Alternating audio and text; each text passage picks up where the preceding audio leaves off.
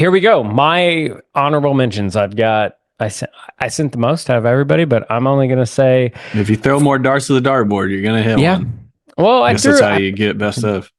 I feel like some of these are dishonorable mentions. I put a few in that the whiskey tube community was just like crazy about. I put some in that I found that I was excited about. I put some in that I knew would win, and then I put some in just for checks. So, like, I hit the gambit.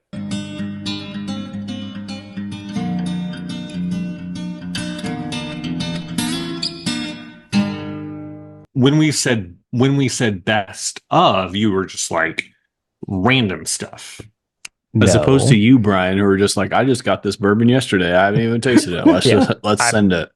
I put the best of in, and then I put some for palate checks to make sure that we'd win and keep us honest, because there's one in here that felt like should have done really well. I think it did well with me, and it'll be interesting to see how it did with you, but it's a palate check. So anyway, the first one I'm going to say, and this is a palate check for Brian, because I take you guys into consideration.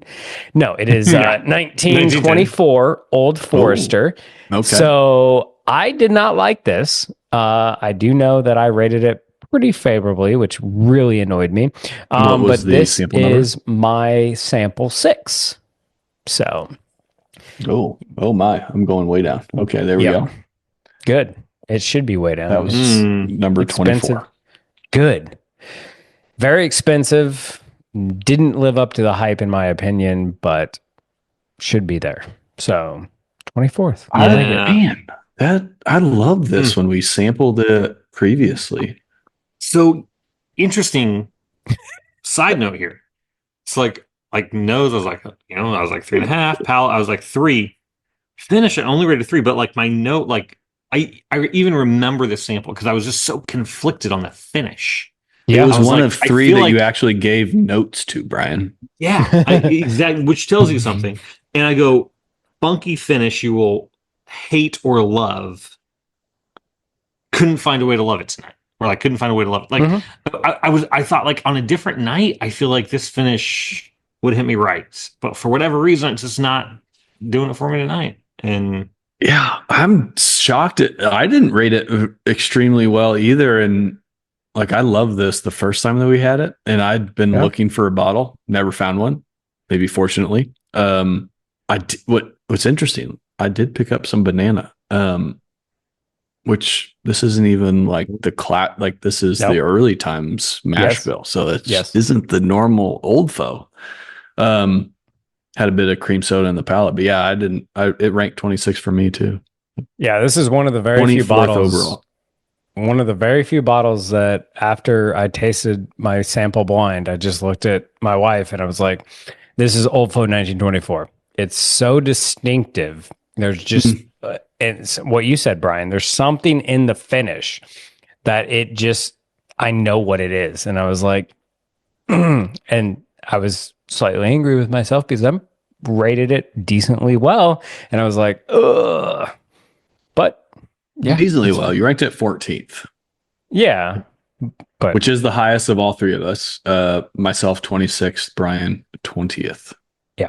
So.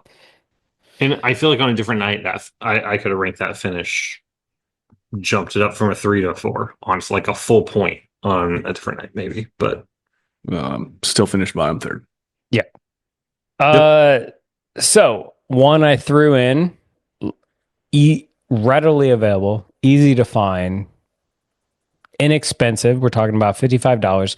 It is my number 12 sample, and that is New Riff 8-year. So I am a big fan of this. This is like my 4th bottle. I've been drinking through this stuff like crazy. I very much enjoyed it, but we will listen to the master of records who will then trounce everything I just said. Sorry, that was New Riff what? 8-year. 8-year. This came in at 19th. You did not rate that very well. You Dusty Oak Bell Pepper. Interesting. I ranked it top 10 for me. Apple. Palate continues on cinnamon and apple pie. it was a bit watery for me, but yeah, I love just the oaky and the appleness together. Brian was kind of middle of the road. I did not get the bell pepper, no. But all right, so I was the one that brought it down. Interesting. Yeah. I apologize to everybody. So number 3 is my 5th sample, which I still very much enjoy, and I rated decently high. I gave it an 8 overall. This has always finished great for us. I was questionable because I thought they were just doing a cash grab, but then they came out and it was a banger. And that is the Heart release from Woodford Reserve. Or no, sorry, Maker's Mark. Makers. Yeah.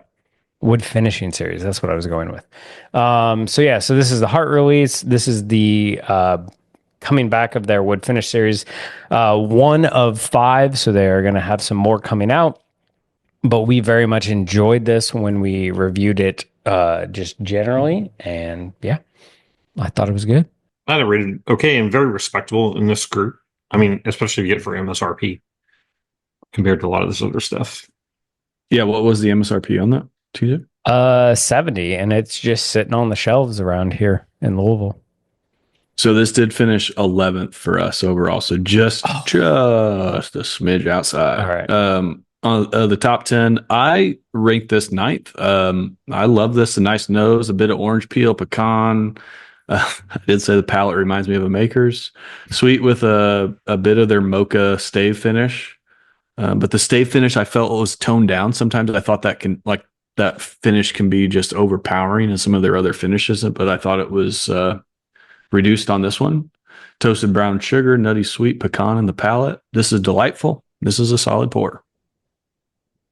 So sitting on the shelf at $70, I'd say go buy it. Yeah. Yep. All right. And then finally, the one that I wanted to do so much better. I very much enjoyed it. Let me find it on my list over here. If I can see, I rated it very favorably, one of my top, and that is my 8th sample, which is Green River Foolproof. So I think this is absolutely amazing. You can usually find it on the shelf around Louisville and other places very easily, and it's incredibly inexpensive for the quality you get. I think it's right around $45. I love it. So this finished number 13th for us. So also just outside the top 10, quite respectable.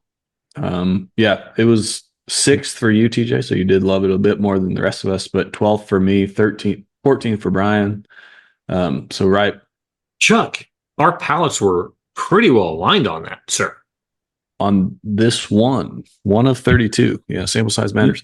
Let's not overlook the fact our palates were in sync here. So well done. Tip of the cap, sir. Way to come over to the enlightened side. Yeah, I thought it was fantastic. I just thought it lacked a little refinement, a little bit of youthfulness that was coming through in the palate. But overall, a very enjoyable whiskey. All right. So there you go. That is my 4 honorable mentions. Wish they would have done a little bit better, but hey, if you see them out there, I think the consensus is the Maker's Mark, the new Riff, and the Green River go for, and stay away from that Old Foe 1924 unless you want to trade up for something better. Cheers. We'll see you next time. Stay neat. Our bourbon.